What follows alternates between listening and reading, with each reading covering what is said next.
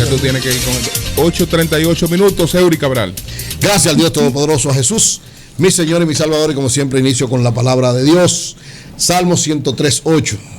El Señor Dios es clemente y compasivo, lento para la ira y grande para el amor. ¿Verdad? Así que debemos ser todos. Lento para incomodarnos, mi mamá, y grandes para amar. Hubiera dicho, grande para la, como dice, tardo para la ira y grande en misericordia. Es lo mismo. Hay diversas versiones, dependiendo de las versiones. Es tardo para la ira y grande en misericordia. Y grandioso para el amor o para la misericordia. Miren, agradecer al ingeniero Adolfo Cedeño y al Frente de Ingenieros, Arquitectos y Agrimensores con Danilo. Anoche tuvimos una conferencia en su local, muy interesante, muy participativa, muchas inquietudes y sobre todo un gran entusiasmo de parte, muchos testimonios recibí de muchos ingenieros y arquitectos que han sido parte de muchas de las obras en el gobierno, de cómo se ha dado ese proceso, que sirvió incluso no solamente para darle orientación a ellos, sino para ellos también darme orientación a mí de muchas cosas, muchos testimonios valiosísimos. Gracias al ingeniero Adolfo Cedeño, a todo su equipo que nos dio ese gran... ¿Y le pagaron, Eury, a los ingenieros? A todos, no había uno solo que había dicho que no le habían pagado. De lo que fueron al evento. A todos, y a los que no han ido y a todos.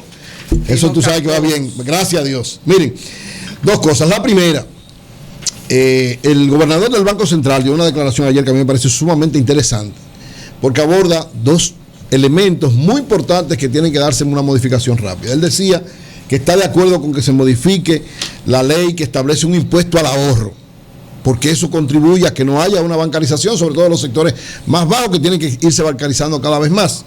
Y plantea, y yo comparto plenamente este criterio, de que el impuesto debe ser de $500,000 en adelante. Es decir, de gente que puede pagar ese impuesto, pero hay que estimular a que la gente utilice los bancos, se bancarice cada vez más y quitar ese impuesto que hay ahora mismo. Lo mismo decía el gobernador, que yo comparto, lo he dicho en varias ocasiones, que se debe eliminar la comisión que se cobra del 0.15% por cheque o transferencia electrónica. Ese fue un impuesto que se puso provisional. Aquí todo lo provisional se convierte en permanente. En un momento donde ya se estaba dando el cambio importante de las transacciones en los bancos y que se hizo una reforma que necesitaba el gobierno un auxilio económico en ese momento, pero ya eso pasó, eso hace tiempo que eso debe haber quitado, porque eso está afectando sobre todo a las pequeñas, medianas y microempresas. Y el presidente Medina ha sido muy preciso en ayudar cada vez más a este sector. Ese impuesto a quien más afecta es a los pequeños, medianos y microempresarios. Cada vez que hay una transacción, usted tiene que pagar el 0.15, sea por un cheque, sea por una transferencia digital bancaria en los bancos, le cobran ese 0.15 y ya eso no tiene ninguna razón de ser. Eso es igualito que el anticipo. Lo que es eso y el anticipo, en el nuevo pacto fiscal, eso tiene que ser eliminado, porque eso se está convirtiendo en una situación que afecta de manera sensible el desarrollo de la micro, mediana y pequeña empresa, y hay que tratar de estimular a este sector que genere más empleo, que produzca más riqueza, que cada vez tenga más participación en la economía nacional, porque de lo contrario vamos a caminar a que este crecimiento que hemos tenido se pueda afectar. Así que comparto plenamente estos dos planteamientos del gobernador del Banco Central, de que se elimine el impuesto a los ahorros, porque incluso los pensionados y la gente que tiene dinero por situaciones muy especiales está afectado sin necesidad.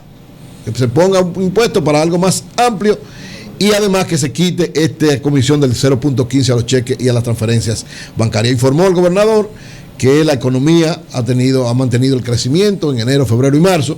Dijo que entre enero y febrero ha crecido alrededor de un 7.8% y que hasta el día de hoy ha acumulado alrededor de un 6%. Es decir, que se mantiene el ritmo de crecimiento en este año y se prevé que se mantenga así mismo durante todo el año. Por otro lado, miren, Luis Abinader es economista.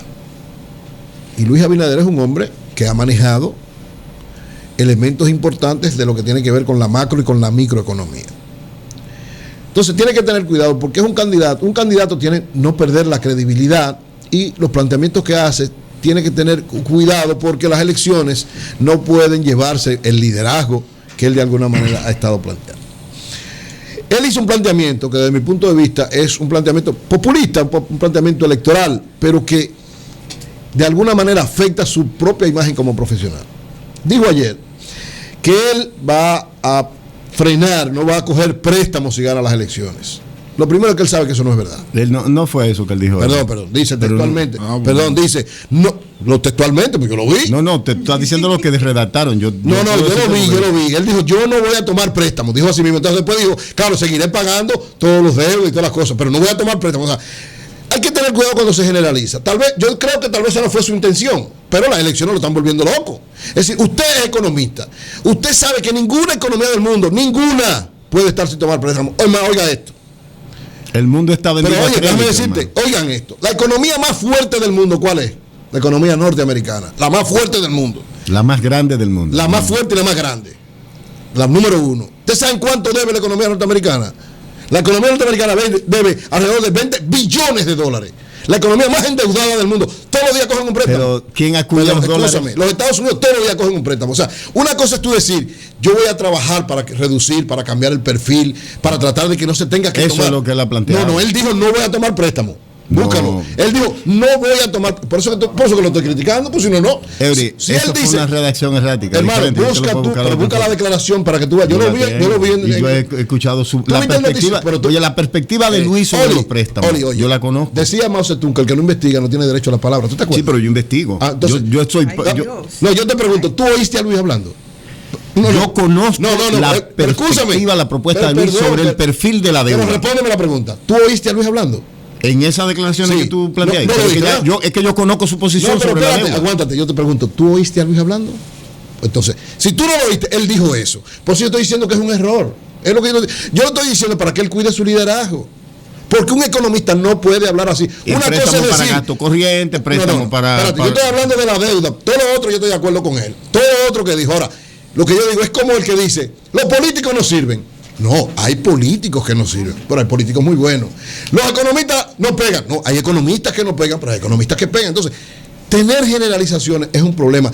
Yo sé que en el fondo es querer poner una crítica al presidente y enrostrar al gobierno que se han dado mucho, pero no es así, porque eso hace daño. Yo supongo que los mismos directores de diario, cuando lo escucharon, dijeron, pero este muchacho no sabe, no conoce. Porque ninguna economía del mundo puede actuar sin tomar préstamos, y menos la dominicana. Usted puede trabajar ¿para qué? Para reducir los intereses, para cambiar el perfil de la deuda, para tratar de no emitir bonos. O sea, esa es una declaración que es correcta, que es coherente y que es buena. Pero decir que no va a tomar préstamo es un asunto que a final de cuentas se revierte contra usted mismo y muestra que no conoce, muestra que no tiene capacidad de estadista. Porque un estadista, es lo que yo decía, en el debate, yo no vi al estadista Luis Abinader. Ayer tampoco. Con este tipo de declaraciones. Es que tú no le ves nada a Luis. No, oye, ya, lo que yo veo que no. No, el que más defendió a Luis como opción nueva, importante, fui yo.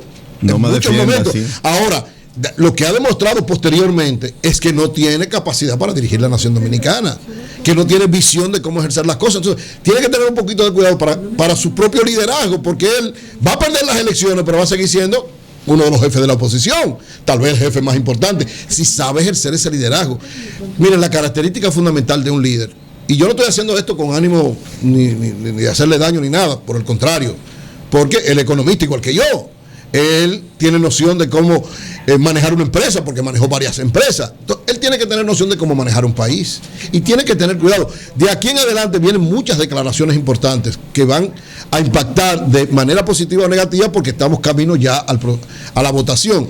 Entonces tiene que tener un poquito de cuidado, y la gente que está a su alrededor también debe, de alguna manera, sus asesores, ayudarlo a eso, porque este tipo de declaraciones, a final de cuentas, lo que es, erosionan su condición de líder, erosionan su condición de aspirante a la presidencia de la República y erosionan su visión de estadista, como debe ser, para que la gente confíe en él. Una persona que va a dirigir un país tiene que manejarse con mucho cuidado y con mucho comedimiento.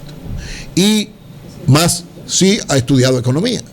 Los que hemos estudiado economía sabemos que ninguna economía del mundo, como decía, empezando por la norteamericana, puede no tomar préstamos. No es que viva de los préstamos, y ahí sí estamos de acuerdo.